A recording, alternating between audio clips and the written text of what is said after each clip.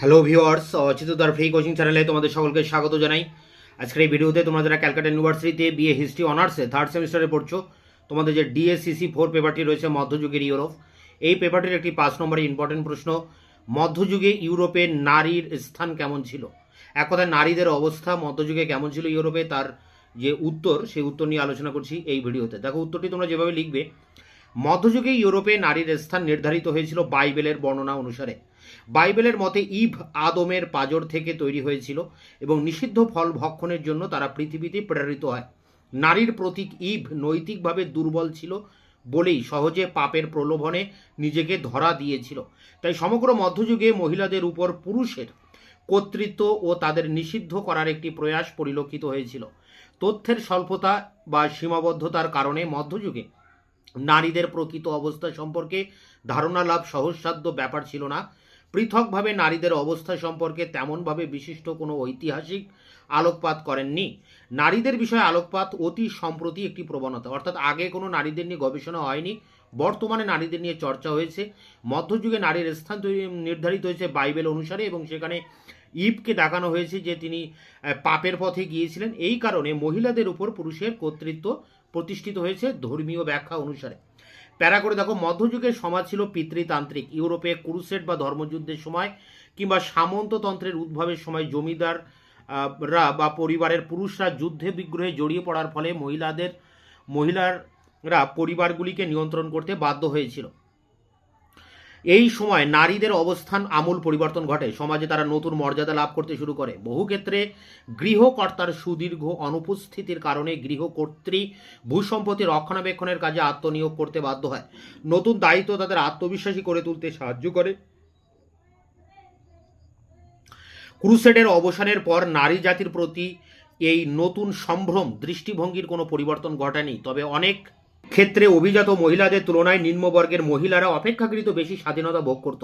তারা তাদের সহকর্মীদের সহায়তার্থে মাঠে বা উন্মুক্ত ক্ষেত্রে স্বাধীনভাবে বিচরণ করতে পারত। প্যারা করে, কৃষক পুরুষের মতো কৃষক নারীর জীবনযাত্রাও বেশ কঠিন ছিল। মার্ক্সবাদী ঐতিহাসিক ক্রিস মিডলটন বলেছেন যে পুরুষতান্ত্রিক নিয়ন্ত্রণের মধ্যেই মহিলাদের জীবন অতিবাহিত হতো।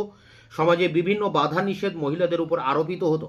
ইংল্যান্ডের কৃষক মহিলাদের জমির উপর কোনো অধিকার ছিল না। তারা কোনো রকম চারুশিল্প হস্তশিল্প জানত না। কৃষক মহিলাদের কোনো পরিচয় থাকতো না। কৃষক মহিলাকে তার প্রভুর কাছে আত্মসমর্পণ করতে হতো। বিবাহ বা অন্য কোনোরূপ অন্যায়ের জন্য প্রভুর নিকট জবাবদিহি করতে হতো। কৃষক পরিবারের মহিলারা গার্হস্থ্য জীবনের দায়িত্ব পালনের পাশাপাশি স্বামীকে উৎপাদনের কাজেও সহায়তা করত। মধ্যযুগে অঙ্কিত বহু চিত্রে মাকু হাতে বস্ত্র বয়নরত বহু মহিলার ছবি আবিষ্কৃত হয়েছে। এর পাশাপাশি তারা ক্ষুদ্র কুটির শিল্পের বিভিন্ন উৎপাদনে অংশগ্রহণ করত। বিশেষত উলের দ্রব্যাদি ও বস্ত্র তৈরিতে তাদের অগ্রণী ভূমিকা পরিলক্ষিত হয়। এই ঐতিহ্যবাহী কারুশিল্পটি মহিলাদের উপর ভিত্তি করে গড়ে উঠেছিল। এছাড়া মহিলারা বাড়িতেই হপস নামক এক ধরনের লতা গুল্ম থেকে বিয়ার তৈরি করত। ব্যবসাতেও মহিলারা তাদের স্বামীদের যথাসাধ্য সাহায্য করত।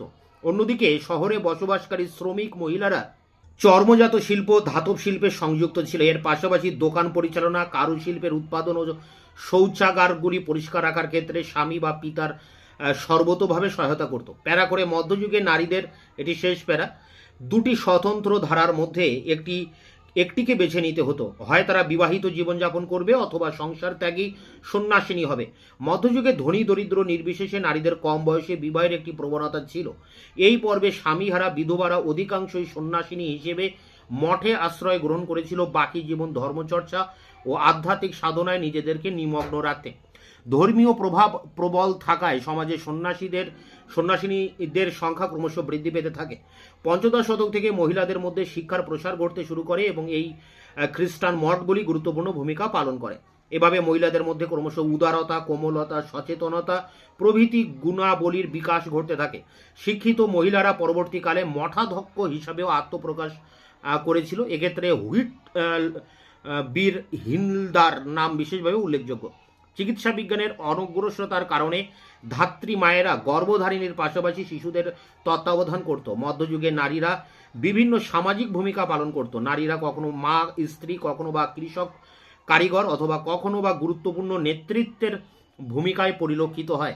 এ যুগে প্রভাবশালী মহিলারা ছিলেন ল্যান্ডবার্গের হেরড, বেংনের হিল্ডগার্ড, অ্যাকুইটনের ইলিয়ানর, সিসিলির রানী কনস্ট্যান্স, ন্যাভেরার রানী প্রথম জোয়ান, কাস্তিলের রানী ইসাবেলা, ফরাসি কিশোরী কন্যা জোয়ান অফ আর্ক, ফ্রান্সের ডোমেরসি প্রমুখ। তো এই ছিল মধ্যযুগে ইউরোপে নারীদের অবস্থা কেমন ছিল তার উপরে 5 নম্বরের টিকা প্রশ্নের উত্তর। এটি সংগ্রহ করে পরীক্ষার প্রস্তুতি নাও। দেখা হচ্ছে অন্য কোনো ভিডিও ক্লাসে, ততক্ষণে চ্যানেলকে সাবস্ক্রাইব করে রাখবে, বন্ধুদের কাছে শেয়ার করবে, নিজেদের মতামত জানাবে কমেন্ট সেকশনে। ভিডিওটি ভালো লাগলে অবশ্যই একটা লাইক দেবে।